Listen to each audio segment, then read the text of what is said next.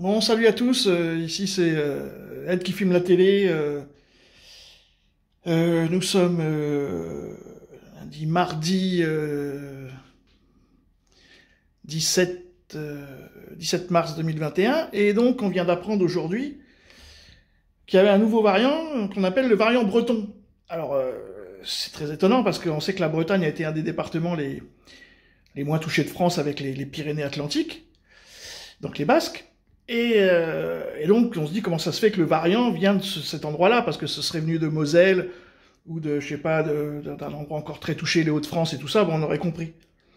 Bah là, je crois que Hamon, il vient de donner la solution, hein, donc on va l'écouter, parce que, voilà, quoi, si c'est un variant qui donc a été découvert il y a 2 semaines, à peu près, le temps de l'analyser, de le séquencer, patati patata, aujourd'hui, ils ont donc validé qu'il y a bien un variant breton qui est mis sous surveillance, donc apparemment pour l'instant pas très dangereux, mais comme le deuxième variant qui est arrivé au mois de septembre, c'était déjà un variant français qui venait de Marseille, hein, ça c'est Raoul qui le dit, donc on a un deuxième français qui serait donc de Bretagne, mais comme il n'y avait jamais eu de cas, c'est bizarre. Bah non, bah alors on va écouter, et puis voilà, hein, tout est dit.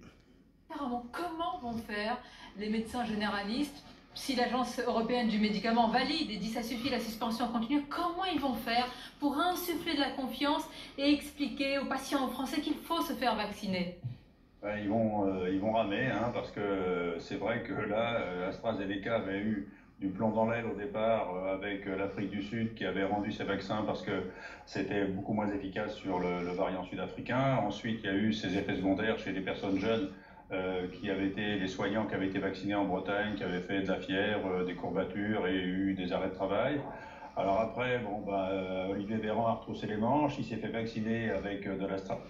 Donc voilà, il explique, hein, la première fois où on a vacciné en France avec l'AstraZeneca, c'était en Bretagne, des jeunes, des jeunes infirmiers ou des jeunes médecins qui ont fait des super réactions, voilà, de la fièvre, patati patata, et tout d'un coup on nous explique que donc un mois après, ou un mois et demi après, il y a un variant breton. Donc il est clair que la vaccination, pour moi en tout cas, il est clair que la vaccination en Bretagne a créé un variant. Donc apparemment, plus on va vacciner, et plus on va créer de variants. Et il y avait déjà Raoul qui faisait déjà ce parallèle avec le remdesivir, hein, qui disait qu'attention, on utilise le remdesivir, mais c'est un mutagène, et donc plus on vaccinait avec le remdesivir, enfin, plus en tout cas on utilisait le remdesivir, plus il y avait de variants. Et là, on a un nouveau problème, c'est qu'on a vacciné en Bretagne, et c'est de Bretagne, donc les premiers vaccins venaient de Bretagne, et c'est de Bretagne qu'arrive le variant.